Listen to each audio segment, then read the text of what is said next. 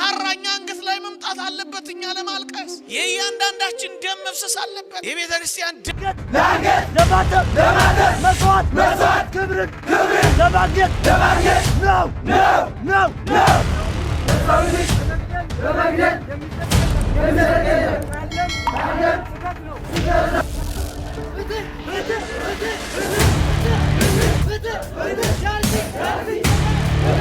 Dottor Mascalo Begato, Mascalo Begato, Mascalo Begato.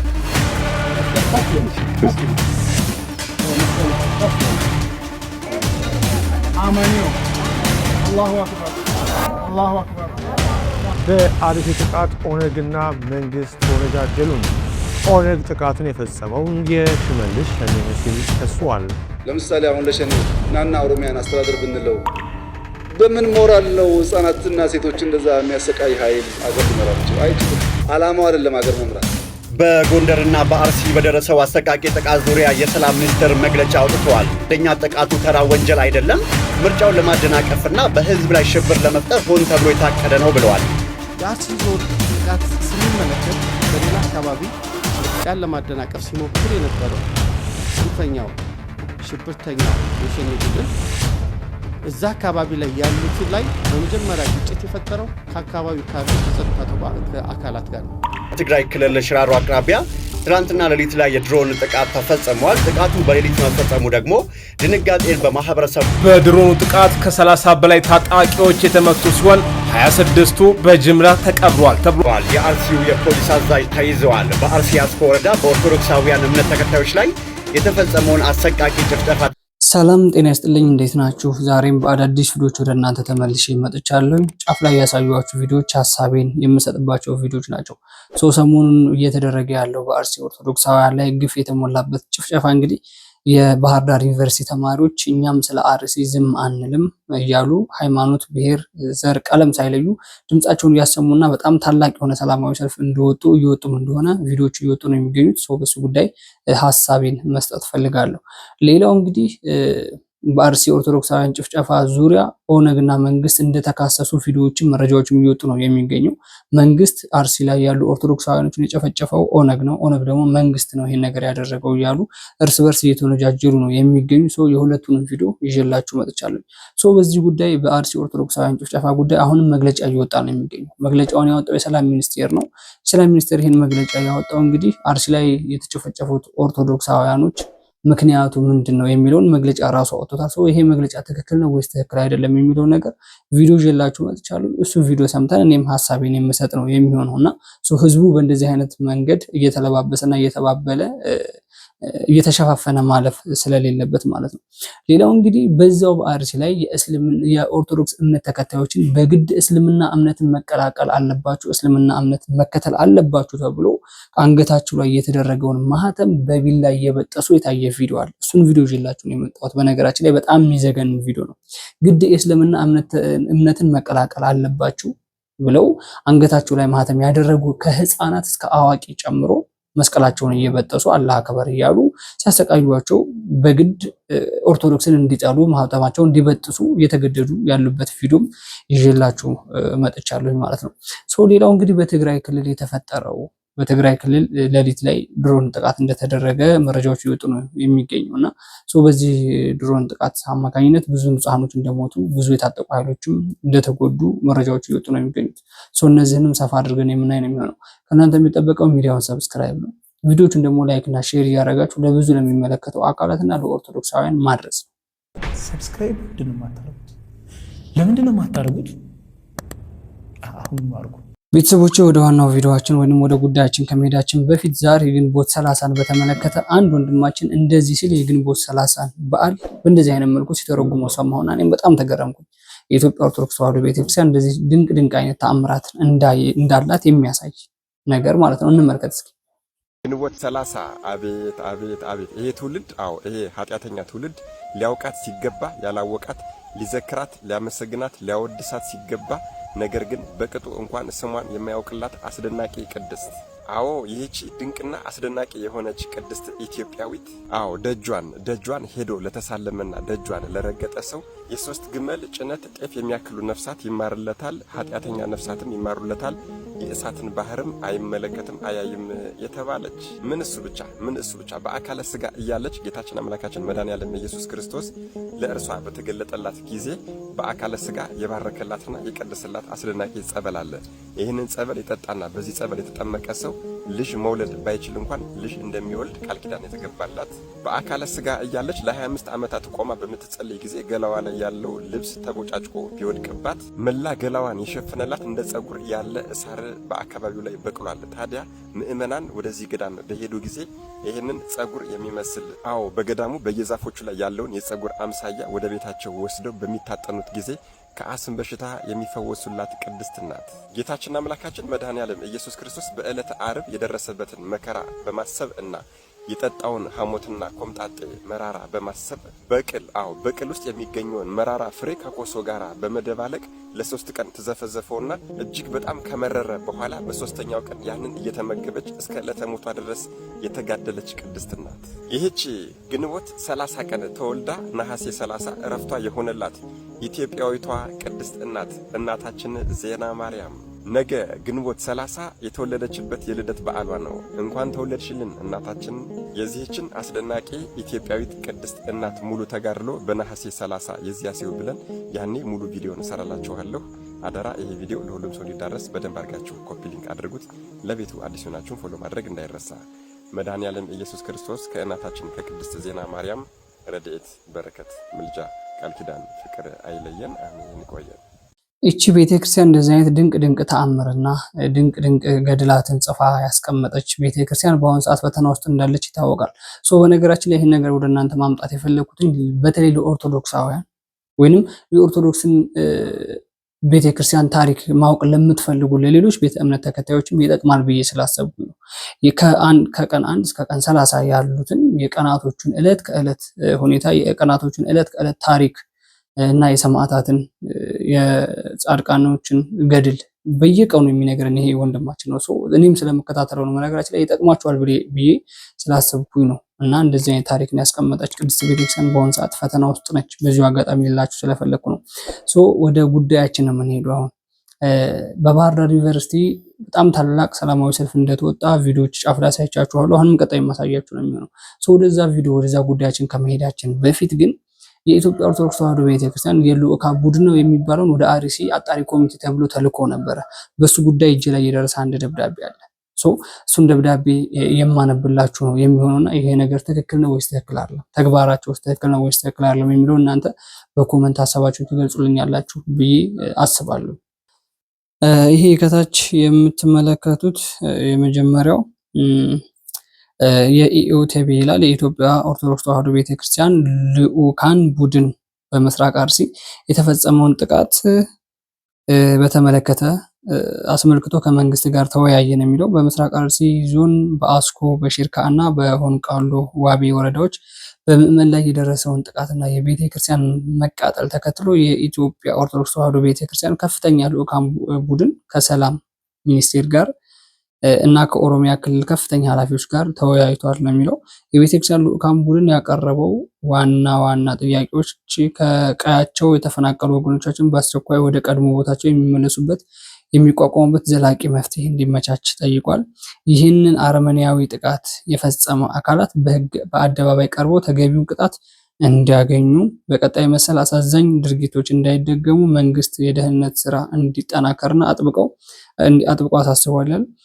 የሰላም ሚኒስቴር አቶ መሐመድ እንድሪስ ጉዳዩን በቅርበትን እየተከታተሉ መሆኑን ገልጸው አስቸኳይ አጣሪ ቡድን ወደ ስፍራው መላኩን እና በሪፖርት መሰረት ህጋዊ እርምጃ እንደሚወሰድ አረጋግጠዋል። የኦሮሚያ ክልል አመራሮች በስፍራው የተከሰተውን ግጭት ለመቆጣጠር ጥረት ማድረጋቸውን በቁም ጠቁመው ለተጎጂዎች የሚደረገውን ድጋፍ እንደሚያግዙ ቃል ገብተዋል ይላል። በምስራቅ አርሲ የጅጅጋ አህጉረ ስብከት ሊቃነ ጳጳስ ብፁዕ አባታችን አቡነ ኤልሳ የደረሰውን ጉዳት በቁጥር የተደገፈ መረጃ ያቀረበው ሲሆን የቅዱስ ሲኖዶስ ቋሚ ኮሚቴ የተጎዱትን ለመደገፍና አብያተ ክርስቲያኑን መልሶ ለመገንባት አስፈላጊውን ሁሉ እንደሚያደርግ አሳውቋል ነው የሚለው። እንግዲህ ከታች ፎቶ ምናምን የለም። ብፁዕ አባታችን አቡነ ሳዊሮስ አለ፣ የብፁዕ አባታችን አቡነ ኤልሳ ፎቶም አለ ማለት ነው። ሜቢ እንግዲህ የተቃጠለውን ቤተክርስቲያን የሚሰራው ቅዱስ ሲኖዶስ አይመስለኝም። ያው ህዝበ ምእመኑ ነው ገንዘብ የሚወሰደው። እንግዲህ እስቲ በሂደት የምናየው ነው የሚሆነው ብዬ አስባለሁ። ሁለተኛው በጣም የታዘብኩት ቪዲዮ ወይንም ጽሁፍ ቢኖር ምንድነው ሶሻል ሚዲያ ላይ ገባ ስል ክብርት ከንቲባችን አዳነች አቤቤ የጻፉት ጽሁፍ ነው። በአንድ ቀን ትናንት አካባቢ ነውና በሁሉም ፈጣሪ አምላክ ረድቶን 7ኛ ዙር ምርጫ ባጠናቀቅንበት ማግስት ዛሬ 8ኛው አዲስ መሶብ አንድ ማዕከል ዲጂታል የመንግስት አገልግሎት ክፍት አድርገናል ይላል። በዚህ ይህን ጽሁፍ ካነበብኩ በኋላ በነገራችን ላይ ሐሳቤን በትንሹም ቢሆን መስጠት ስለፈለኩኝ ነው። ለህዝባችን በገባነው ቃል መሰረት ዛሬ በኮልፌ ቀራኒዮ ክፍለ ከተማ ባለ 7 ወለል ህንፃ ገንብተን በቴክኖሎጂ ተደራጅቶ 96 ተገልጋዮችን በአንድ ጊዜ የሚያስተናግዱ መስኮቶች ያሉት በ22 ተቋማትና በ114 አገልግሎቶች ስራ አስጀምረናል። ማዕከሉ ከፍ ባለ ጥራት እጅግ ውብ፣ ጽዱ፣ አካታች የሆነ ለአካል ጉዳተኞች ምቹ የህፃናት ማቆያ ያለው ለሰራተኞችም ለተገልጋዮችም ምቹ ሆኖ የተገነባ ነው። በቀጣይ በርካታ አገልግሎቶችን ወደ መሶብ ማዕከል በማስገባት ነዋሪዎችን ቀልጣፋና ፍትሃዊ አገልግሎት እንዲያገኙ እናደርጋለን። የከተማችን ነዋሪዎች መሶብ የአንድ ማዕከል ዲጂታል የመንግስት አገልግሎት ለዘመናት አሰልቺ ከነበረው ውስጣዊ ውጣ ውረድ ከበዛበትና በእጅ መንቻ ከተማረራችሁበት ቢሮክራሲ የሚያላቅቃችሁ መሆኑን እንኳን ደስ አላችሁ። በማዕከል በቦታው ሳትገደቡ የሚቀርባችሁ በየትኛውም ማዕከል በመገኘት ተገልገሉ። ይህ ማዕከል ተጠናቆ ስራ እስኪጀምር ያስተባበራችሁት በሙሉ ከልብ አመሰግናለሁ ብሎ ጽፏል። ከታች በኦሮሞኛ ማንበብ የምትችሉ ከታችን በኦሮሞኛ ማንበብ ትችላላችሁ። በነገራችን ላይ ሐሳቤን መስጠት የምፈልገው ምንድነው ኦርቶዶክሳውያኖች እየተጨፈጨፉ ያሉት በክብርት ከንቲባችን አዳነች አቤቤ የትውልድ ሀገር ላይ ነው። ቤተክርስቲያን የሚተቃጠለው እዛው ነውና ለዛ እንግዲህ ምንም መግለጫ አላወጡም። ግን ይሄኛው መግለጫ ያው ምርጫ ሰዓትም ስለሆነ ስራቸውም ስለሆነ ይሄን መግለጫ ሊሰጡ ችለዋል ማለት ነው። እንግዲህ ማንኛው እንደሚቀድም ህዝብ ነው የሚቀድመው ወይስ መሶብ የሚባለው ቢሮ ወይንም ህንፃ እንደሆነ የሚቀድመው? ያ እንግዲህ እነሱ ያውቃሉ የስራውን ሁኔታ ማለት ነው። ግን እኔ ህዝብ ይቀድማል ብዬ አስባለሁ። በዛ አንግል ነው ማሰብ ስለፈለኩ ነው። በነገራችን ላይ እነሱ ያውቁታል። ለማንኛውም ወደ ዋናው ቪዲዮአችን እንመለስ። በባህር ዳር ዩኒቨርሲቲ በጣም ግዙፍ የሆነ ሰላማዊ ሰልፍ እንደተወጣ ቪዲዮዎችም መረጃዎችም እየወጡ ነው የሚገኙት። ቪዲዮውን ላሳያችሁና ሐሳቤን የምሰጥ ነው የሚሆነው።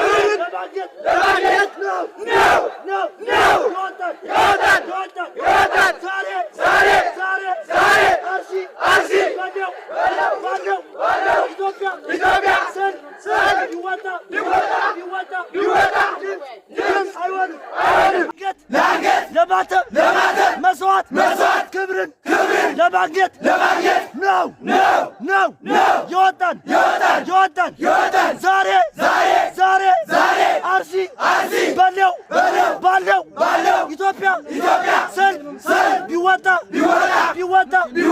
ድምፅ አይሆንም። እኛ ምንፈልገው ትግል ነው።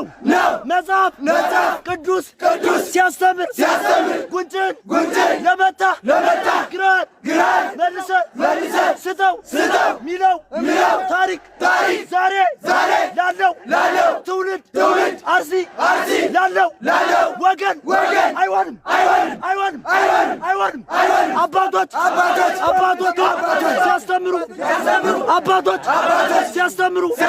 አባቶች ሲያስተምሩ መጽሐፍ ስናነብ ያየነው አይንን ላጠፋ አይኑን አጥፈው ለወጋ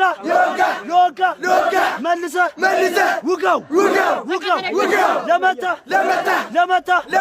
መልሰ በለው በጩቤ በሳንጃ ለወጋ መልሰ ውጋው በክላሽ ለመታ መልሰ በክላሽ በለው ዛሬ ፍትህ ፈልገን አይደለም ይወጣል በግፍ ለታረደው አባቴ በግፍ ለታረደችው እናቴ በግፍ ለታረደው ወንድሜ በግፍ ለታረደችው እህቴ የሚቀላል አንገቴ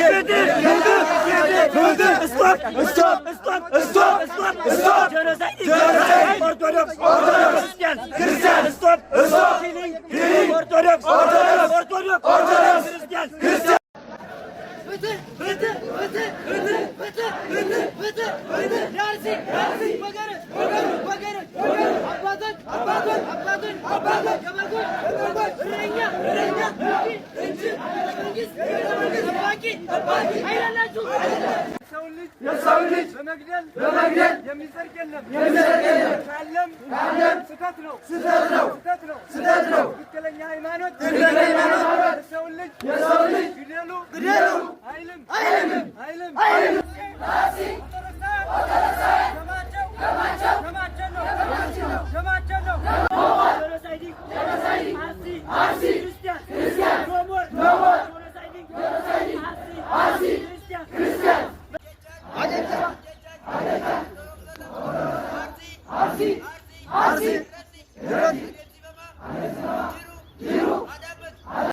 እኚህ የባህር ዳር ዩኒቨርሲቲ ተማሪዎች እንግዲህ በእንደዚህ በምትመለከቱት መልኩ ሰላማዊ ሰልፍ ወጥተው ፍትህ እያሉ እየጮሁ ያሉት እነሱ ዩኒቨርሲቲ ውስጥ መጥቶ ተረብሾ አይደለም። እነሱ አትበሉም አትጠጡም አትማሩም ተብለው አይደለም። እዛ ከተማ ላይ ሰላም ነው ባህር ዳር ላይ።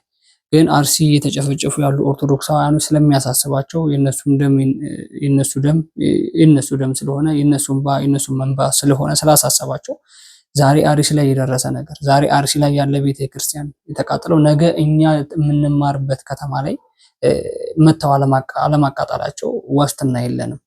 ስለዚህ ድምጻችን አሁን ከፍ አድርገን ማንጮህ ከሆነ ነገ እኛ ቤተሰቦች ላይ እኛ ላይ የሚደርሰው ነገር ይከፋ ይሆናል ብለው ስላሰቡ ነው። እናስታውሳለን። በነገራችን ላይ ትናንት ወዲያ ባህር ዳር ዩኒቨርሲቲም ረብሻ ነበረ በአንድም በሌላ መንገድ ማለት ነው። ወደ ኋላ መመለስ ሳይሆን ሜቢ ለማስታወስ ያክል ባህር ዳር ዩኒቨርሲቲ ላይ የዛን ጊዜ የሚሆን ነገር ሲፈጠር ተማሪው የነበረውን ግርግር የነበረውን ሰላማዊ ሰልፍ ሰላማዊ ጥያቄያቸውን እያቀረቡ ነበር። አሁንም እንግዲህ አርሲ ላይ እየታረዱ ያሉ ኦርቶዶክሳውያኖች እኛንም ይመለከተናል ብለው ባህር ዳር የሚማሩ የዩኒቨርሲቲ ተማሪዎች የእስልምና እምነት ተከታይ አላሉም፣ ፕሮቴስታንት አላሉም፣ ካቶሊክ አላሉም፣ ሌሎች ቤተ እምነቶችም ተከታይ ነን ብለው ወደኋላ አልቀሩ። ብቻ ዩኒቨርሲቲ የሚማሩ ተማሪ ሙሉ ለሙሉ ከተማው ሊያንቀጠቅጠው ከተማውን ሰላማዊ ሰልፍ ሊወጣበት የቻለበት ምክንያት ምንድነው?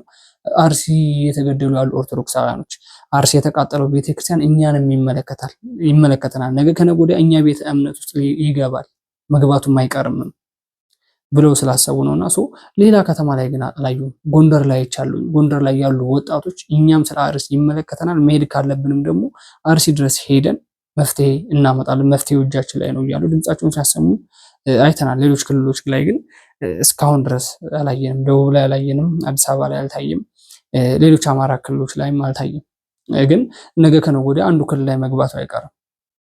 ዛሬ የተቃጠለው አርሲ የተቃጠለው ቅድስት ቤተክርስቲያን የቃል ኪዳን የተገባለት ቃል ኪዳን ይለየው እንጂ አርሲ ላይ 101 ዓመት ቆይቶ የተቃጠለው የቅዱስ ገብርኤል ቤተክርስቲያን ሌላ አማራ ክልል ላይ ያለው የቅዱስ ገብርኤል ቤተክርስቲያን ተመሳሳይ ነው።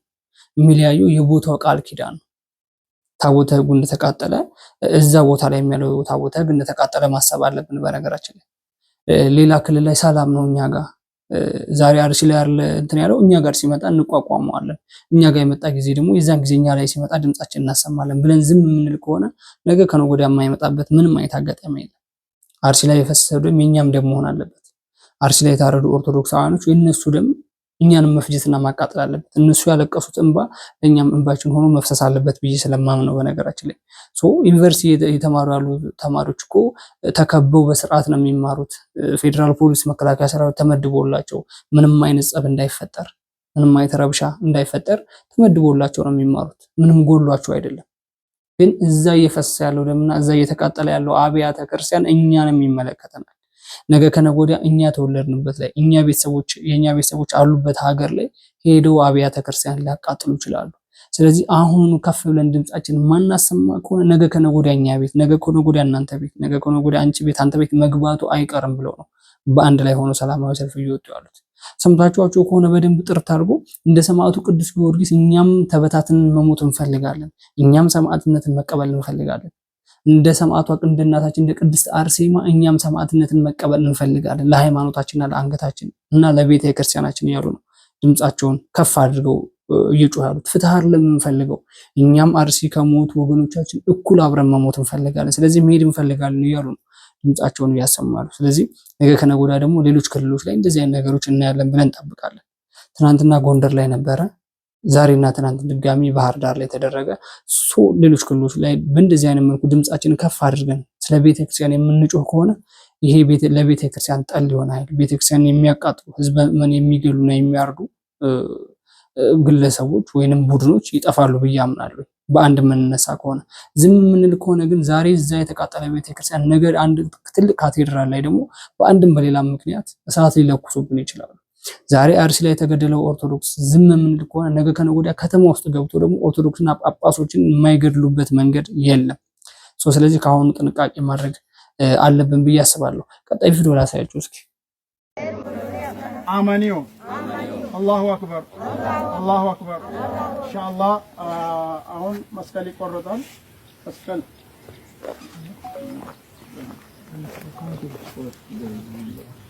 እሺ ሹሪያው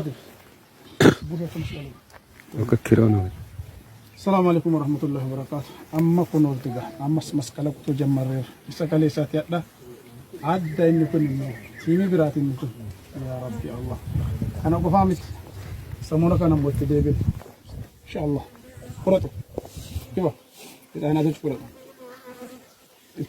እቶ ገቶ መስቀሎ ቤጋታ በኪበት መስቀሎ ገድት ነው መስቀሎ ገድት ነው መስቀል ቀስዮን መስቀል ቀስዮን ቀስዮን ማሻአላህ አላህ ያፍዙን ለቱኒ አላህ ዓሊሙን ለቱኒ ኢንሻአላህ ባሮ ኦኬ ኪሮ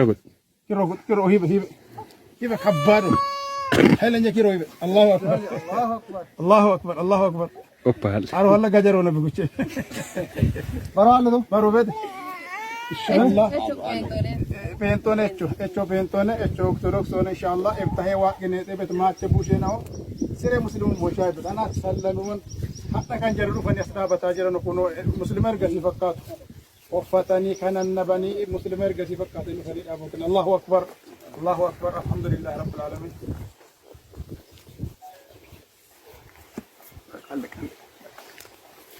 የእውነት አስተሳሰባችን በጣም ዝቅ እንዳለ የተረዳሁበት ቪዲዮ ቢኖር ይሄ ቪዲዮ ነው። እንደምትመለከቱት ከህፃናት ጀምሮ ምንም የማያውቁትን ስለ ቤተ እምነት የማይገባቸውን ስለ ሃይማኖት ምን እንደሆነ ትርጉሙ የማያውቁ ህፃናትን ገና ካሁኑ አንገታቸው ላይ ያለው መስቀል መጥፎ ነው፣ የኢትዮጵያ ኦርቶዶክስ ተዋሕዶ ቤተክርስቲያን የምታስተምረው ነገር መጥፎ ነው በማለት አንገታቸው ላይ ያለውን ማህተም እየበጠሱ በግድ የእስልምና እምነት ተከታይ እንዲሆኑ የእስልምና እምነትን እንዲቀበሉ እያደረጉ እያስገደዷቸው ነው የሚታየው ቪዲዮ ማለት ነው። እንደምትመለከቱት አላህ አክበር ሲሉ አላህ አክበር እያስባሏቸው ብቻ የእስልምና እምነት ተከታዮች የሚያደርጉትን ነገር አድርጉ እያሏቸው በግድ እያስደረጓቸው ጭምር አንገታቸው ላይ ያለውን ማህተም በቢላ በጥስ እያለ እያስበጠሰ ያለ ቪዲዮ ነው። አይታችሁት ከሆነ ህፃኑ ልጅ እንደውም ቢላው ወደ አንገቱ ጠጋ ሲል ላይ ያለቀሰበት ሁኔታ አለ፣ እያለቀሰ ነው። ሜቢ ይሄ ነገር እስከ መቼ እንደሆነ ይሄ አስተሳሰብ ከየትኛው የሰውኛ ዘርና ባህሪ እንደሆነ የመጣው በግድ አንድ ቤተ እምነትን ካልተቀላቀልክ፣ በግድ ሙስሊም ካልሆንክ፣ በግድ ኦርቶዶክስን ካልጠላህ፣ በግድ አንገት ላይ ያለውን ማህተም በጥሰህ ወደ ሌላ ቤተ እምነት ካልመጣ እየተባለ እየተገደደ ያለበት ዘመን። እንደምትመለከቱት ሰፈር ውስጥ መንደር ውስጥ አይደለም ወይንም የነሱ መስጊድ ውስጥ አይደለም እንደዚህ ነገር እያደረጉ ያሉት ጫካ ውስጥ ወስዶ ነው። ጫካ ውስጥ ወስዶ አንገታቸው ላይ የተንጠለጠለውን መስቀል በቢላ በመመጠስ ተዋህዶን ማሳሳት፣ ቤተክርስቲያንን ማኮሰስ ወይንም የኦርቶዶክስ እምነት ተከታዮችን መቀነስ በእንደዚህ አይነት መልኩ አይቻልም። ምናልባት ጫካ ውስጥ የወሰዷቸው ደግሞ እኔ ማህተም ያላስበጥስም የሚል ህፃን ካለ እዛው ሊሰዋና ሊታረድ የሚሆንበት ሁኔታ ነው ያለው መቼም እንጂ በሌላ በሰላማዊ መንገድ አስተምረው የነሱን ቁርአናቸውን ቀርነው ወይንም በስርዓት አስተምሯቸው እንዲገባቸው አድርገው ትክክለኛው ቤተ እምነት ወይንም ትክክለኛው ሃይማኖት ሙስሊም ነው ብለው አምነው እንዳልሆነ ይታወቃል። ከዛም አልፎ ተርፎ ቪዲዮ እየቀረጹ ጭምር በእንደዚህ አይነት መልኩ ነው ኦርቶዶክስን እያሳሳ ነው የሚል መልእክት ነው እያስተላለፉ ያሉት። በእንደዚህ አይነት መልኩ ነው እስልምናን የማይቀበሉ ከሆነ ገጀራ ይዞ ፊት ለፊት እያስፈራራ እስልምናን ትቀበላለህ፣ አንገት ላይ ያለው ማህተም ትበጥሳለህ ወይንም አንገት ይበጠስልሃል እየተባለ እየተስፈራራ ገና ከህፃንነቱ ይህን ጨቅላ ህፃን ምንም የማያውቅ ስለ እምነት አያውቅም፣ ስለ ቤተ ክርስቲያን አያውቅም፣ ስለ ወንጌል ገና አልተማሩም፣ ህፃን ናቸው። ጭንቅላታቸው ውስጥ ምን አይነት ነገር ተስሎ ነው የሚያድግባቸው? እነዚህ ህፃኖች አድገው ነገ ከነገ ወዲያ ስለ እምነት ምን አይነት ግንዛቤ ነው የሚኖራቸው? እነዚህ ህፃኖች ነገ ከነገ ወዲያ አድገው የሆነ ደረጃ ሲደርሱ የእስልምና እምነት ተከታዮችና ሙስሊም የሚባለውን ማህበረሰብ በምን አይነት መልኩ ነው የሚገነዘቡት? በምን አይነት መልኩ ነው የሚጠሉት የሚለውን ነገር መገንዘብ አልቻልንም ገና። ህፃኖችን በእንደዚህ አይነት መንገድ ነው የምናስተምረው። እንዲህ በግድ ማህተምክን ካልበጠስ አንገትን በጥስልሃለሁ እየተባለ በእንደዚህ አይነት መልኩ ህፃንን ማስተማር አለ ወይ? በእንደዚህ አይነት መልኩ ለህፃናቶች ወንጌልን የምናስተምረው እስልምናም ከሆነ ቁርአንን የምንቀርነውና የምናስተምራቸው በእንደዚህ አይነት መንገድ ነው፣ በግድ ግዳጅ በሆነ መንገድ ማለት ነው። ሙስሊም ካልሆንክ የሆነ ነገር አደርጋለሁ። ስለዚህ በነገራችን ላይ ኦርቶዶክሳውያን እነዚህ ሰዎች ላይ እንድትፈርዱባቸው አልፈልግም። ሁለቱም ላይ መስቀል በጣሹም ላይ ተበጣሹም ላይ መስቀል በጣሹ ገና ናቸው። ከህፃኖቹ በታች ህፃን የሆኑት አንገታቸው ላይ ያለውን መስቀል በቢላ እየበጠሰ ያለው ግለሰብ ከነዛ ከሚበጠስባቸው ህፃናቶች በታች አስተጻጸባቸው ህፃንና ጨቅላ የሆነው እነሱ ነው። በነገራችን ላይ አንገታቸው ላይ ያደረጉ መስቀል ያደረጉ ሰዎች የሚበጠስባቸው ሜቢ ያንን ሰይፍና ገጀራ ሲያዩ በውስጣችን እግዚአብሔር አለ፣ እግዚአብሔር አንተ ታውቃለህ እያሉ እንዳስበጠሱ ማመን አለባቸው። ያን ሰይፍ እያየ በእርግጠኝነት ምናልባት የምንማረው ትምህርት አንገትህን ተቀላ የሚባለው ነገር ስህተት ነው። ኦርቶዶክስ እየሞተ ይበዛል የሚባለው ነገር ስህተት ነው። እየሞቱ መብዛት የሚባል ነገር የለም እዚህ ምድር ላይ። ስለዚህ እነሱ እግዚአብሔር በውስጣችን አለ፣ ማህተማችን ቢበጠስም እግዚአብሔርን አልከዳንም፣ እመቤታችንን አልከዳናትም በማለት ውስጣቸው በእንደዚህ አይነት መልኩ ሰፋ አድርጋቸው እንድታስቡ ፈልጋለሁ። ይሄ ማንም ሰው የሚያደርገው ነው። አንገቱ ላይ የተሳለ ቢላ ከሚገባበት ማህተሙን ቢበጥስ ይቀለዋል ማንኛውም ሰው እግዚአብሔርን በውስጡ እያሰበ ማለት ነው። ግን በጣም የአስተሳሰብ ዝቃጭና የአስተሳሰብ ወራዳ ያዩባቸው ሰዎች ቢኖሩ እነዚህ ሰዎች ናቸው። ቪዲዮ እየቀረጸ አንገቱ ላይ ያለውን ማህተም በቢላ መበጠስ ማለት ከየትኛው ሰውኛ ባህሪ እየመጣ እንደሆነ እንደ እስልምና ተከታይ በእንደዚህ አይነት መልኩ ነው እንደሚበዛው። በእንደዚህ አይነት መልኩ የሚመጣ ሃይማኖት የለም። በእንደዚህ አይነት መልኩ የሚመለክ ጌታ የለም። በእንደዚህ አይነት መልኩ የሚከበርና የሚከብር አምላክ አላቅም እኔ እስከተማርኩ ድረስ በግድ እንደዚህ ሆነና ይሄን አክብር የሚል በእንደዚህ በግዳጅ የሚመለክና የሚከብር አምላክ የለም። ማንኛውም ሰው ድንጋይ ማምለክ ይችላል መብቱ ነው የሚያድነው ከሆነ፣ እንጨት ማምለክ ይችላል መብቱ ነው የሚያድነው ከሆነ። በግድ ግን አንገት ላይ ያለውን ማህተም በጥሰህ ሙስሊም ትሆናለህ፣ የእስልምና እምነት ተከታይ ትሆናለህ። ከዛን የእነሱን አምላክ አላህን ታመልካለህ። ካለበለዚያ ግን ይሄን ማታረቅ ከሆነ ይሄን ሰይፍ አንገት ላይ ያስገባለሁ በማለት በማስፈራራት ህፃናቶችን ገና ከጨቅላነት እድሜያቸው የሚያሳድጉ ማህበረሰብ ያሉበት ጊዜ ላይ የትኛው ሀገር ነች የምትለማው? በዚህ የትኛው ቤተ እምነት ነው የሚከበረው? የትኛው የእስልምና እምነት ተከታይ ሀጂ ወይንም ኡስታዝ የተባለው ነው የትኛው ሰው ነው የሚከበረው? ይሄ ነገር ቢታሰብበት በጣም የተሻለ ይሆናል ብዬ አስባለሁ። በአርሲ ጥቃት ኦነግና መንግስት ተወነጃጀሉ። ኦነግ ጥቃቱን የፈጸመው የሽመልስ ሸኔ ነው ሲል ከሷል።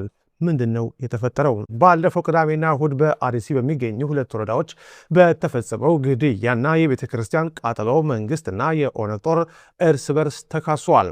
የኦሮሚያ ክልል መንግስት ኮሚኒኬሽን ቢሮ ዛሬ ባወጣው መግለጫ ይህን ድርጊት የፈጸሙት የኦነግ ተዋጊዎች መሆናቸውን ገልጿል። ቢሮ በመግለጫው ድርጊቱ የተፈጸመው ሰባተኛውን ብሔራዊ ምርጫ ለማደናቀፍና ዜጎች በብሔርና በሃይማኖት እርስ በርስ እንዲጋጩ በማቀድ እንደሆነ ማስረዳቱን ዘግቧል። የኦነግ ጦር ዋና አዛዥ ከፍተኛ አማካሪ አቶ ጀነና ጉደታ ስለ ጉዳዩ ጠይቀው በአርሲው ጥቃት ላይ እጃቸው እንደሌለበት ገልጸዋል። ሲናገሩም ኦነግ እንደዚህ አይነት አሳፋሪ ድርጊት አይፈጸምም ካሉ በኋላ ታጣቂው ኃይል ምርጫው አስመልክቶ መንገድ በመዝጋቱ በመምጣቱ የተነሳ መንግስት የኦነግ ጦርን ስም ለማጥፋት ድርጊቱን እንዳስፈጸመው ገልጸው ክስ አቅርበዋል። የአካባቢ ነዋሪዎች ድርጊቱን የፈጸሙት የኦነግ ጦር አባላት መሆናቸው መናገራቸውን በተመለከተ የጠየቁት አቶ ጅረና ሲመልሱም በሰንቀሌ ወታደራዊ ካምፕ የሚሰለጥኑ ኃይሎች አሉ፣ እነዚህ የሽመልስ ሸኔ ሲሆኑ የኦነግን ስም ለማጥፋት የሚሰለጥኑ ናቸው ብለዋል። ለምሳሌ አሁን ለሸኔ ናና ኦሮሚያን አስተዳደር ብንለው በምን ሞራል ነው ህፃናትና ሴቶች እንደዛ የሚያሰቃይ ኃይል አገር ሊመራ የሚችለው? አይችልም። አላማው አይደለም አገር መምራት፣ አገር ማፍረስ ነው አላማው። አንደኛ ሸኔ ኦሮሞ ነው የኦሮሞ ተወካይ ነው ብላችሁ አሳንሳችሁ እንዳታዩ። ሸኔ የኦሮሞ ቀንደኛ ጠላት ነው። የማረክናቸው ሰዎች ከደቡብ የማረክናቸው አሉ፣ ከትግራይ የማረክናቸው አሉ። ሸኔ ኦሮሞ ብቻ አይደሉም አሉ። እኛ እጅ እዛ የሚሰበሰበው ኦሮሞ ብቻ እንዳይመስላችሁ። ኦሮሞ ኢትዮጵያን ማጥፋት የሚፈልግ ክፉ ኃይል ሁሉ የሚሰበሰበው ቤትን ሰልጥነው ይገባል። ሁለተኛ ሁለት ኤግዛምፕል ላንሳላችሁ ሸኔ የኦሮሞ ጠላት እንደሆነ እንዲገባችሁ። አንደኛው በቅርቡ አንድ አባት የግድያ ወለጋ ምናምን ሲሰሙ ያዝናሉ።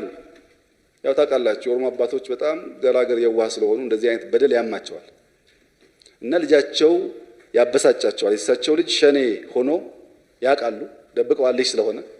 ያ ሸኔም በአቅራቢያቸው ቆፍሮ መሳሪያ ቀብረዋል። ተናደው ለፖሊስ ልጄ ሸኔ ነው መሳሪያም እዚህ ቀብረዋል ኑና ውሰዱ ብለው አስፈትሸው መሳሪያ ፖሊስ ይወስዳል። ባለፈው ሳምንት መግራችሁ ልጅ ይሰማል ድርጊታቸው። ጓደኞቹን ይዞ መጥቶ ቤቱን ዘግቶ አባትየውን አስሮ አቃጥላቸው። ይሄ አባቱን አስሮ የሚያቃጥል ሰው ነው አሁን ሰው ሆኖ እሱ የኦሮሞ ተወካይ የሚሆነው? ለማንም የማይመለሱ አውሬዎች ናቸው እንጂ ህፃናት ላይ መሳሪያ ማንሳት ከባድ ነገር ነው። ለምንድን ነው እንደዛ አውሬ የሆኑት የሚለው በደንብ ጥናት ይፈልጋል። ፖለቲካ ዓላማ ግን የላቸውም። እየተቃጠለች ያለችው ቤተክርስቲያን ነች። እየተጎዱ ያሉት የኢትዮጵያ ኦርቶዶክስ ተዋሕዶ ቤተክርስቲያን ህዝበ ምእመኖች ናቸው። መንግስትና ኦነግ ደግሞ እኔ አይደለሁም ያቃጠልኩት አንተን ያቃጠልከው በማለት እየተወነጃጀሉና እየተካሰሱ ነው ያለው። በመሀል ላይ እየተቃጠለ ያለው ግን ለሀገር ቅርስ ነው የሀገር ታሪክ ነው ብለው ጠቅላይ ሚኒስትሩ ጭምር የመሰከሩላት የኢትዮጵያ ኦርቶዶክስ ተዋሕዶ ቤተክርስቲያን ነች። ለሀገር ቀድማ የምትደርሰው የኢትዮጵያ ኦርቶዶክስ ተዋሕዶ ቤተክርስቲያን ነች ብለው የመሰከሩላት እየተቃጠለች ያለችው ቤተክርስቲያን ነች። አሁን በነገራችን ላይ እነሱ ግን በመሀል ላይ መዘባበቻ አድርገዋታል። ያቃጠልከው አንተ ነህ፣ እኔ አይደለሁም ያቃጠልኩት አንተ ነህ በመባባል የተቃጠለው ግን የኢትዮጵያ ኦርቶዶክስ ተዋሕዶ ቤተክርስቲያን ነው። እንደነዚህ አይነት ግብግብ ውስጥ የሚያስገባው ነገር ራሱ ምን እንደሆነ ነገር ስለገባኝ ነው በነገራችን ላይ። ስለዚህ መሀላቸው የሆነ ነገር አለ ማለት ነው። አሁን ያቃጠልከው አንተ ነህ እኔ ያላቃጠልኩ ምናምን ከመባባል ያቃጠለው አካል ማን እንደሆነ ለምንድን ነው ተለይቶ ያልታወቀው? መንግስት ኦነግን የሚከስ ከሆነ ኦነግ ደግሞ አንተ ነህ ቤተክርስቲያኗን ያቃጠልካት የሚል ከሆነ ስለዚህ ሁለቱም ቤተክርስቲያን እየጠበቁ ነበር ማለት ነው እንዳትቃጠል፣ ወይንም ህዝበ ኦርቶዶክስ እንዳይታረድና እንዳይጨፈጨፍ እየጠበቁ ነበረ። ስለዚህ በመሃል ሌላ አካል መጥቶ ነው ቤተክርስቲያን ሊያቃጥል የቻለው ወይንም ኦርቶዶክስ ሊገልና ሊያርድ የቻለው ሌላ አካል ነው ማለት ነው። ደስ የሚለው ነገር ምንድነው? ሁለቱም ይተዋወቃሉ። ምን እንዳላቸው ይተዋወቃሉ ሁለቱም። ስለዚህ ከሁለቱ አንዱ ነው ቤተክርስቲያን ሊያቃጥልና ህዝበ ምእመን ሊገል የቻለው። ከሁለቱ አንዱ ወይ ከመንግስት ነው ወይ ከኦነግ ነው። ደግሞ ሁለቱ ነው እየተዛዛቱ ያሉት። ሌላ አካል መጥቶ አይደለም መሀል ላይ ጣልቃ የገባው። ሌላ የሆነ ወራሪ ኃይል፣ ሌላ አጥፊ ቤተክርስቲያን የማይፈልግ ኃይል አይደለም መካከል ላይ መጥቶ እያራበሻቸው ያለው። አንተን ያቃጠልካት እኔ አይደለሁም ያቃጠልኩት፣ አንተን ያቃጠልካት እኔ አይደለሁም ያቃጠልኩት እየተባባሉ ግብግብና ክስ እየፈጠሩ ነው። ስለዚህ መካከላቸው ላይ ሌላ ኃይል የለም። ከሁለቱ አንዱ ግን ቤተክርስቲያን አቃጥሏል፣ ህዝበ ምእመኑንም አርዷል። መሀል ላይ እየተጎዳ ያለው ግን የኢትዮጵያ ኦርቶዶክስ ተዋሕዶ ቤተክርስቲያን እና የኢትዮጵያ ኦርቶዶክስ ተዋሕዶ ቤተክርስቲያን ህዝበ ምእመን ሊቃነ ጳጳሶች ጭምር እንደውም ሀገር ነው በአጠቃላይ እየተጎዳ ያለው። በነገራችን ላይ ከአሁን በፊትም አርሲ ያለች አንድ ቤተክርስቲያንን አንስቶ ያንን ቤተክርስቲያን አፍርሶ የውሃ ታንከር እናስቀምጥላችሁ የተባለበት ጊዜ ነበረ። ከቤተክርስቲያኗ ይልቅ ውሃ ስለሚያስፈልገው ህዝቡ ማለት ነው። በጣም የሚገርመው ነገር ለህዝቡ ታስቦ የእግዚአብሔር ታቦት የሚነግስበትን የሚከብርበትን ቦታ አፍርሶ የውሃ ታንከር ለዛ ለአርሲ ምእመን ታስቦለት ሊቀመጥለት ነበር። የሆነ ጊዜ እንደዚህ አይነት ቪዲዮም ሰርቻለሁ ስላየሁም ስለነበረ ማለት ነው። ሜቢ ይሄ ነገር እስከ መቼ እንደሆነ አላውቅም። ሶ ቤተክርስቲያን ስትቃጠል ኦነግ ነው ይባላል፣ ከዛ መንግስት ነው ብሎ ይከሳል። ኦርቶዶክስ ሲገደሉ ኦነግ ነው ይባላል፣ ከዛ መንግስት ነው፣ ከዛ የታጠቁ ያልታወቁ ኃይሎች በመባባል ይሸፋፈናል። ሜቢ በዚህ በጭፍጨፋው የተነሳ በነገራችን ላይ የሰላም ሚኒስቴር መግለጫ ወጥቷል። ምን የሚል መግለጫ የሚለው ነገር እንመልከተው። በጎንደርና በአርሲ በደረሰው አሰቃቂ ጥቃት ዙሪያ የሰላም ሚኒስትር መግለጫ አውጥተዋል። የሰላም ሚኒስትር ዴታው አቶ መሐመድ ድሪስ በጥቃቱ ዙሪያ እጅግ አነጋጋሪ መልእክቶቹንም አስተላልፈዋል። አቶ መሐመድ ድሪስ አሁን በሰጡት መግለጫ ምን አሉ? አንደኛ ጥቃቱ ተራ ወንጀል አይደለም፣ ምርጫውን ለማደናቀፍና በህዝብ ላይ ሽብር ለመፍጠር ሆን ተብሎ የታቀደ ነው ብለዋል። በጎንደር ዩኒቨርሲቲ ተማሪዎች ኳስ እያዩ በደረሰባቸው ጥቃት የአንድ ተማሪ ህይወት ማለፉንና 26ቱ መቁሰላቸውን የገለጹት ሚኒስትሩ በአርሲ ደግሞ ሸኔ በተባለው ቡድን ከፍተኛ ውድመት ደርሰዋልም ነው ያሉት። ፖሊሶችና ሚሊሻዎች ብቻ ሳይሆኑ 4 ንጹሐንም ተገድለዋል። አንዲት ቤተክርስቲያን፣ ጤና ጣቢያና 65 የግለሰቦች ቤቶች መቃጠላቸው ሚኒስትሩ በዝርዝርም አንስተዋል። አቶ መሐመድ ድሪስ አክለውም ይህ ድርጊት የዜጎችን ሰላም ለመንሳት የተደረገ የጥፋት ኃይሎች ሙከራ ነው ሲሉ ኮንነውታል። መንግስት ምርጫውን ለማደናቀፍ የሚደረግ እንቅስቃሴ ነው ብለዋል። እናንተ የሰላም ሚኒስቴር በሰጠው በዚህ መግለጫ ላይ ምን ትላላችሁ? ጥበቃው በምን መልኩ መጠናከር አለበት? ሀሳባችሁን በኮሜንት ላይ አጋሩኝ። የአርሲ ዞን ጥቃት ስንመለከት ዘርዘር ባልከን ስንመለከተው አሰኮ ወረዳ ላይ ደለታ ጨፌ ቀበሌ ላይ በተደረገው ጥቃት ይህ በሌላ አካባቢ ምርጫን ለማደናቀፍ ሲሞክር የነበረው ጽንፈኛው ሽብርተኛው የሸኔ ቡድን እዛ አካባቢ ላይ ያሉትን ላይ በመጀመሪያ ግጭት የፈጠረው ከአካባቢው ካሉት የጸጥታ አካላት ጋር ነው፣ ከሚሊሻና ከፖሊስ ማለት ነው። ይህ የሚያመላክተው በዕለቱ ቀን 5 የሚሊሻ አባላት 3 የፖሊስ አካላት ተሰውተዋል። ይህ የሆነ ያለ ግን እነዚህ የሚሊሻ አካላትና የፖሊስ አካላት ከዚህ ጽንፈኛ ቡድን ጋር እየታገሉ ባሉበት ሁኔታ ከአካባቢው ሰው እንዲሸሽ ብዙ ስራ ሰርተዋል። ያም ሆኖ ግን በዛው ወረዳ 4 ሲቪሎች ተገለዋል። በተመሳሳይ በቦታው ላይ በአሰኮ ወረዳ ላይ የሚገኝ አንድ የኢትዮጵያ ኦርቶዶክስ ቤተክርስቲያን የተቃጠለ ሲሆን የአንድ የመንግስት ጤና ጣቢያና የቀበሌ ጽህፈት ቤትም ተዘርፏል። 65 የግለሰብ ቤቶችም ተቃጥለዋል። ስለዚህ ከአካባቢው የወጡ የህብረተሰብ ክፍሎችም አሉ።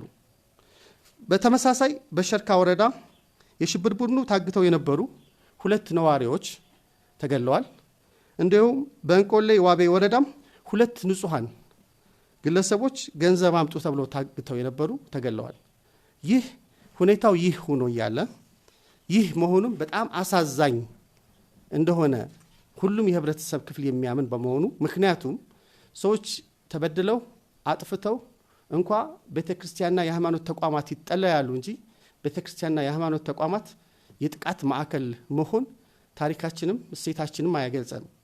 ይህ አሳዛኝ ድርጊት መወገዝ እንዳለበትና መንግስትን በጽኑ ያወገዘው እንደሆነ የገለጽም ግን ጉዳዩ ላይ ፋክቶችን ለማዛባትና የተለየ ቅርጽ ለመስጠት የተካሄደውን ሁኔታ ግን በጣም በጽኑ እናወግዛለን፣ እንደ ሰላም ሚኒስቴር ማለት ነው። ጉዳዩ በልኩ መታየት አለበት የሚል ጽኑ እምነት አለን።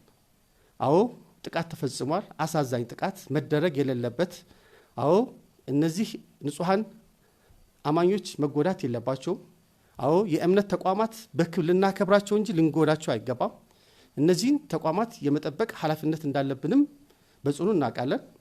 እንዲህ አይነት ኢንሲደንቶች በሚፈጠሩበት ሰዓት ሆነኝ ብለው ህብረተሰብን አብሮነት ለማፍረስ አብሮነትን ወደ ግጭት ለመውሰድ በሚደረጉ ጉዳዮች የሚመጡ ጥቃቶችን ግን በልኩ ማየት ያስፈልጋል። ባይዘዌ በእንደዚህ አይነት መልኩ እየተሸፋፈነና እየተለባበሰ ሲያልፍ የመጀመሪያ አይደለም።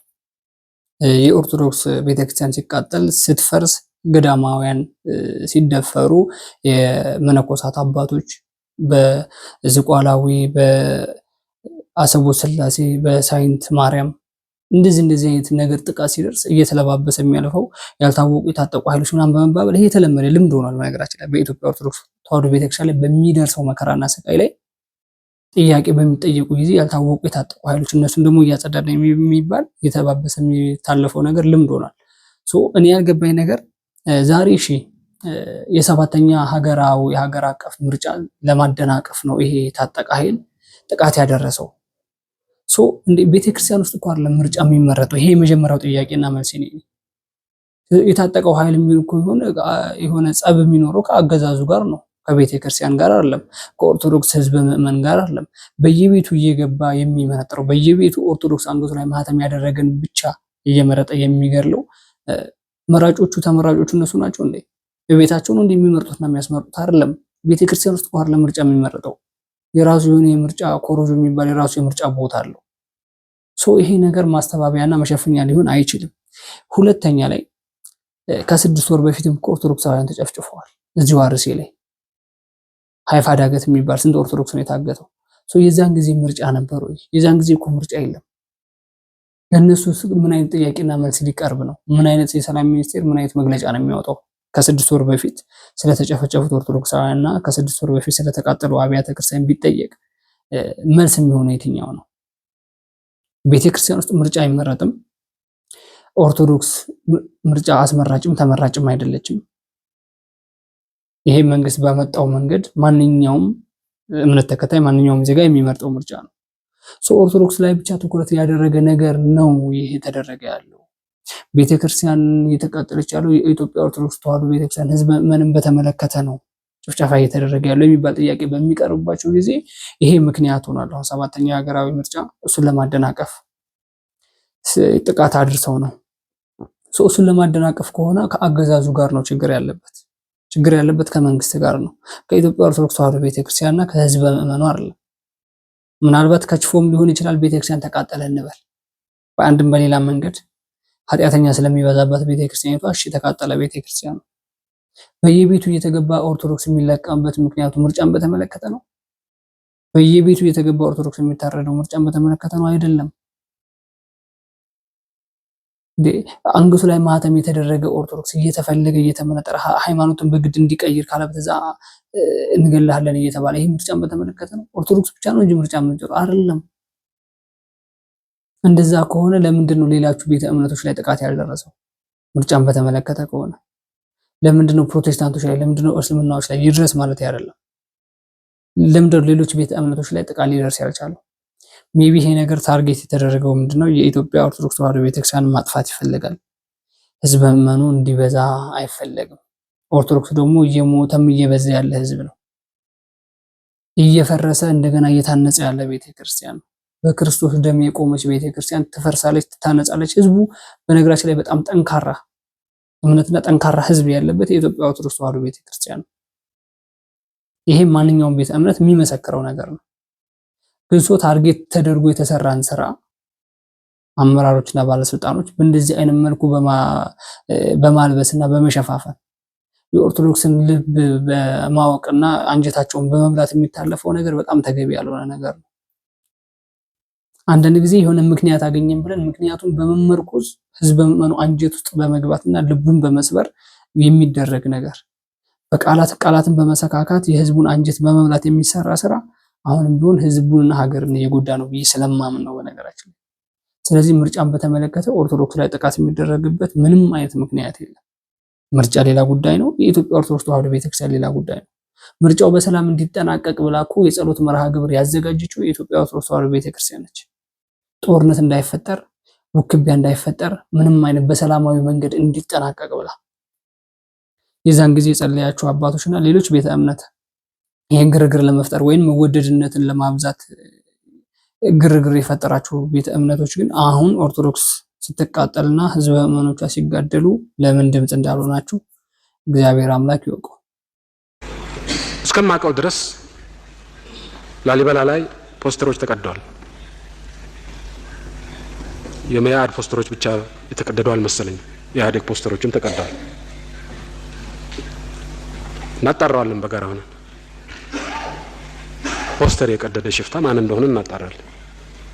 ምክንያቱም ፖስተር የቀደደ ሰው ሽፍታ ነው። የማንም ፓርቲ ሽፋን ይሸፈን ጉዳያችን አይደለም። የኢህአዴግ ፓርቲ አባል ይሁን የኢዴፓ አባል ይሁን ፖስተር የሚቀድሰው ሽፍታ ነው። እንደ ሽፍታ መታየት ያለበት ወንጀለኛ ነው። ስለዚህ እንደዚህ አይነት ሽፍታ ላሊበላ ከተማ ውስጥ መሽጎ ካገኘ ነው በጋራ ሆነን አጣርተን ያን ሽፍታ ነቅሰን አውጥተን ተገቢውን ቅጣት እንቀጣዋለን። መቅጣትም ይኖርብናል። ከሃይማኖት ጋር በተያያዘ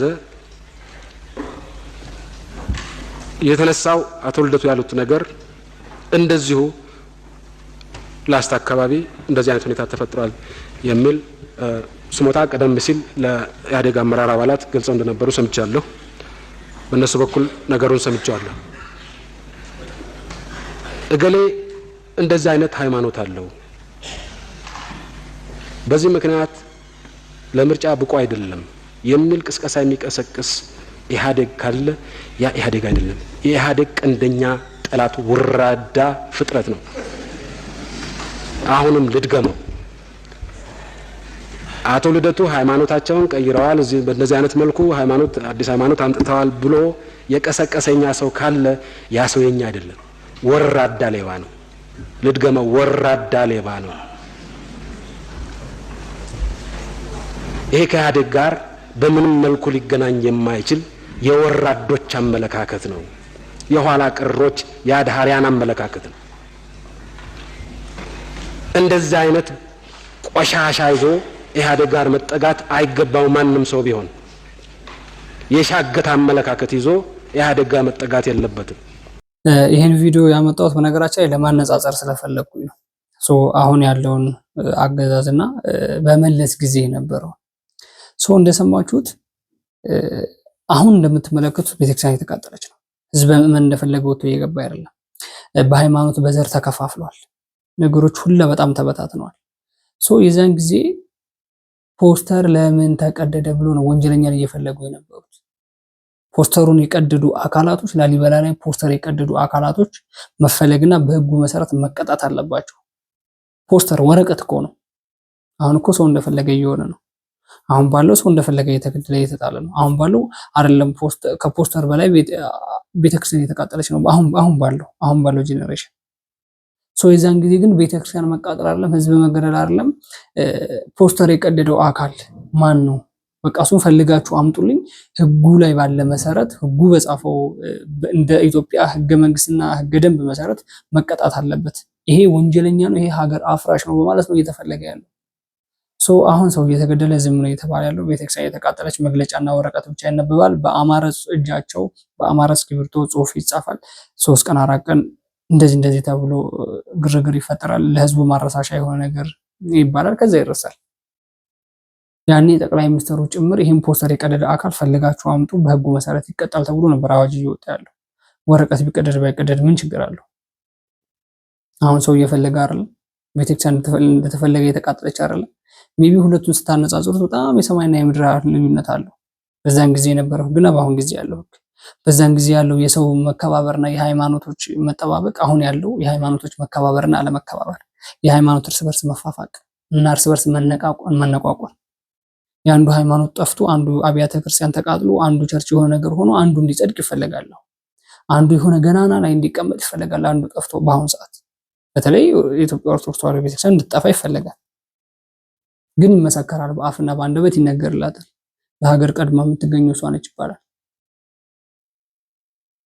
ለኢትዮጵያ ባለውለታ የሆነች እሷ ነች ይባላል። መጽሐፍ ቅዱስን አትማ የሰጠች እሷ ነች ይባላል።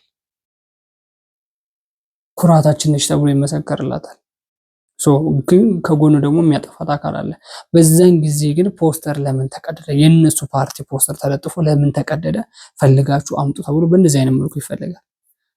ኮመንት ላይ ጻፉልኝ እስኪ አመዛዝኑና የማንኛው ጊዜ ይሻል ነበር?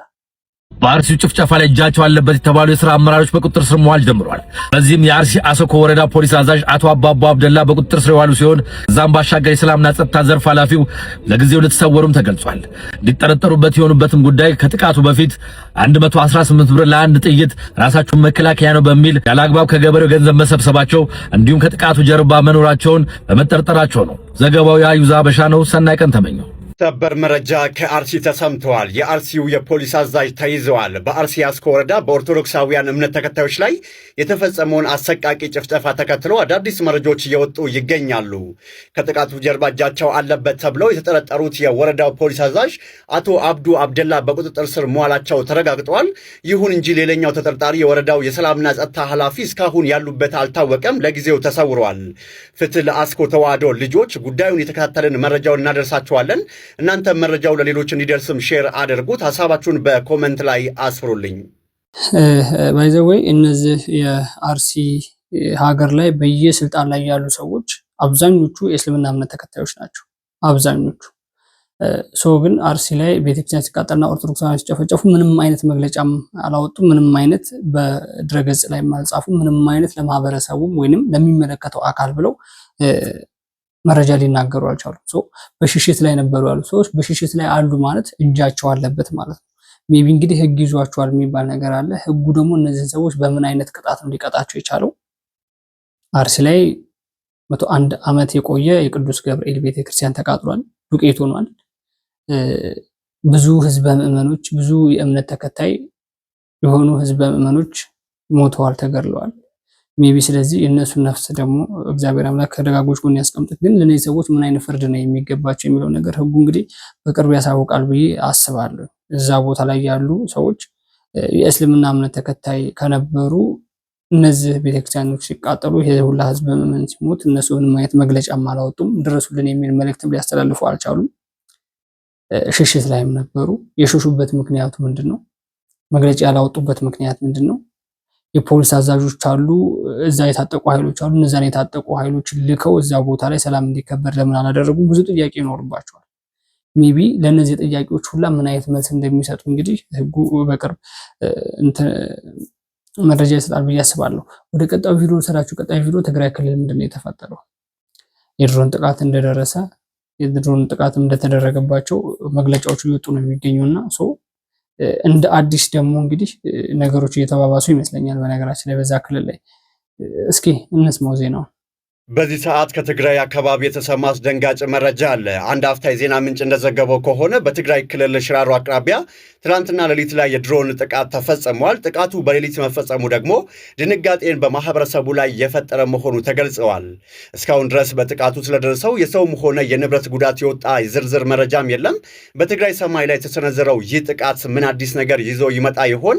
ለተጨማሪ መረጃ ገጹን ፎሎ ማድረጋችሁ እንዳዘነጉ። በዚህ ጉዳይ ላይ ያላችሁን ማንኛውንም መረጃ ሐሳብ አስተያየቶቻችሁን በኮሜንት ላይ በድሮኑ ጥቃት ከ30 በላይ ታጣቂዎች የተመቱ ሲሆን 26ቱ በጅምላ ተቀብረዋል ተብሏል። በትግራይ የድሮን ጥቃት ከ30 በላይ የህወሓት ታጣቂዎች መጎዳታቸው ተሰምቷል። ጥቃቱ ትናንትና ግንቦት 28 ቀን 2018 ዓ.ም ሌሊት መፈጸሙ የተጠቆመ ሲሆን በሰሜን ምዕራብ ትግራይ ገምሃሉ አካባቢ መሳሪያና ሎጂስቲክስ ጭኖ ወደ ባድመ ይጓዝ በነበረ የህወሓት ወታደራዊ ኮንቮይ ላይ ያነጣጠረ እንደነበረም ተነግሯል። በጥቃቱ 9 ወታደራዊ የጭነት ተሽከርካሪዎችና 3 ቀላል መኪኖች ላይ ከፍተኛ ውድመት የደረሰ ሲሆን ከ30 በላይ ታጣቂዎች ህይወታቸው ሳያልፍ እንደቀረም ተጠቁሟል። እኔ ይሄ ነገር መቼ እንደሚበቃ በጣም ነው ግራ የገባኝ። በነገራችን ላይ አሁን በቅርብ የትግራይ ክልል ምንድነው የሚባሉት የክልሉ ፕሬዝዳንት ነው ምናምን የሚባሉት ብቻ አቶ ታደሰ ወረደ እንደታገቱ መረጃዎች ሊወጡ ነበረ። ቪዲዮም ሰርተን ነበረ ፍትህ ብለን ድምጽ ስለሚያስፈልጋቸው ማለት ነው። በእነሱ ጊዜ እንግዲህ ጠቅላይ ሚኒስትር አብይ አህመድ ስልጣን ለ1 ዓመት ያክል እንዲራዘምላቸው ብሎ ነበረ። መፈንቅለ መንግስት በማድረግ እንግዲህ የነ ደብረጽዮን ቡድን እነሱን መፈንቅለ መንግስት አድርጎ እነሱን ማግቶ ስልጣኑን ቦታውን እንዲያዙት ይታወቃል። በአሁኑ ሰዓት እንግዲህ ጥቃት እየደረሰ ያለው እዛው ትግራይ ላይ ነው። ሜቢ አሁንም ቀጣይ የሚጎዳውና እየተጎዳም ያለው ህዝቡ ነው። የሆነ ቦታ ላይ ያሉ አመራሮች አይደለም። አሁንም እየተጎዳ ያለውና እየሞተ ያለው ደግሞ ወጣቱ ነው።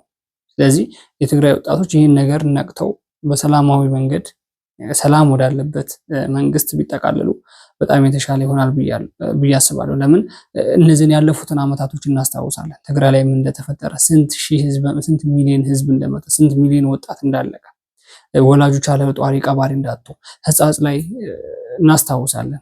ወላጆች ሽማግሌዎች የሚበሉት የሚጠጡት አጥቶ አፈር እየላሱ በረሃብ ሊሞቱ ሲል ማን እንደደረሰላቸው ያን ጊዜ አይተናል።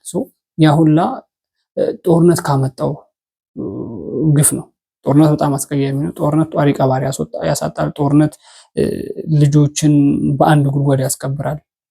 ሜቢ እንደ ጦርነት ቆሻሻና እንደ ጦርነት ቀፋፊ ነገር የለም። ስለዚህ ይህን ነገር የትግራይ ክልል ያሉ ወደዚህ ዓላማ የገቡ አሁንም ሀገር እንመራለን ብለው ጦር የታቀፉ ሀገር እንመራለን ብለው ሳንጃ በትከሻቸው የተሸከሙ አካላቶች ሰላሙን ያመጡታል ብዬ አስባለሁ።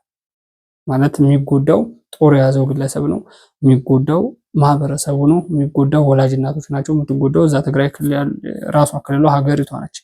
ከአሁን በፊት በጦርነት የተነሳ ምንም ልማት አልመጣም። በጦርነቱ የተነሳ የትግራይ ክልል ጥቅም አላገኘም ከጉዳቱ ያለፈ። ቤት ንብረታቸውን የተቃጠለው፣ ከብቶቻቸው ናቸው የነደዱት። ወላጆች ያለ ጧሪ ቀባሪ ነው ያጡት። ወጣቶች ደግሞ አለ እናትና አለ አባት ነው ያጡት። ከአንድ ቤት 6-7 ቤተሰብ እንደሞተ እናውቃለን።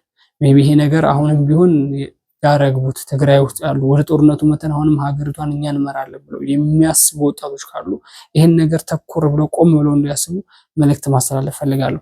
የመጨረሻውን ቪዲዮ እንስማ። መምህራችን መምህር ኢዮብ ይመኑ እያለቀሰ ሲያስተምር አንድ ቪዲዮ ደረሰኝ። እስኪ እንመልከተው። የግድ ካራኛ አንገት ላይ መምጣት አለበት እኛ ለማልቀስ። የእያንዳንዳችን ደም መፍሰስ አለበት። የቤተ ክርስቲያን ደም ማለት እኮ ይሄ ነው። የቤተ ክርስቲያን ስቃይ ማለት እኮ ይሄ ነው። የቤተ ክርስቲያን ህመም ማለት እኮ ይሄ ነው። ታዲያ በዚህ ዘመን በኃይለኛው በእግዚአብሔር ፊት ራሳችንን ያላዋረድን መቼ ልናዋረድ? በዚህ ዘመን ዝቅ ያላ፣ በዚህ ዘመን ሌላ ነገር መተው፣ በእግዚአብሔር ፊት መዋረድ ዛሬ ነው። እግዚአብሔር እንዲደርስልን ለምነ ነው እንዲሰማን እንዲህ ነው። ስለዚህ ነገር ጾም መቼ ነው ሺ ምህላ እንዲዝ መቼ ነው ሺ በኃይለኛው በእግዚአብሔር ፊት የምናለቅስ? እንደ ባለፉት ጊዜያት ሲሆን የግድ ከል መልበስ ያለብን እንደዛ አይነት ጉዳይ ሲፈጸም ነው። መቼ ነው የምንደነግጠው? መቼ ነው የምናለቅስ? መቼ ነው ደም እንዲቆም? መቼ ነው በቀል እንዲደርቅ የምናነባው በኃይለኛው በእግዚአብሔር ፊት? መቼ ነው የምንዋረደው? እግዚአብሔር እንደዚህ ካልሆነ አይቀበልን። አሁን የሚያስፈልገን ይሄ ሳንዋረድ አንሰማም። እግዚአብሔር ቃላችንን እንዲሰማ እንፈልግ የለ፣ በቃ እንዲለን እንፈልግ የለ። አሁን ራሳችንን በቃ ነው። ይበቃል ዝላይ፣ ይበቃል ኃጢአት፣ ይበቃል ክፉ መንገድ፣ ይበቃል የእስካሁኑ ጎዳናዬ። እግዚአብሔር እንዲሰማ ቃሌ በእግዚአብሔር ፊት እንዲሰማ ከኃጢአት ጋር ልቆራረጣ እሱ ነው የሚያስፈልገው። አሁን እናልቅስ። አሁን የምር ንጹህ፣ አሁን የምር ምህላ እናድርስ። አሁን አመድ ላይ እንነስንስ። አሁን እናልቅስ። አሁን እናልቅስ። አሁን ጠላቶቻችን ሰይፍና ካራ አንገታችን ላይ እየደቀኑብን ያለው የኢትዮጵያ ኦርቶዶክስ ተዋሕዶ ቤተክርስቲያን አንገቷ እንድታቀረቅር ይፈለጋል። ህዝብ ምዕመኑም እንዲጠፋ ይፈለጋል። ህዝብ ምዕመኑም ጎንበስ ብሎ አንገቱን አቀርቅሮ እንዲኖርና አብያተ ክርስቲያናቱን ራሱ ህዝቡ አፍርሶ ወደ ሌላ ቤተ እምነት እንዲቀላቀል የሚፈለግበት ጊዜ ነው።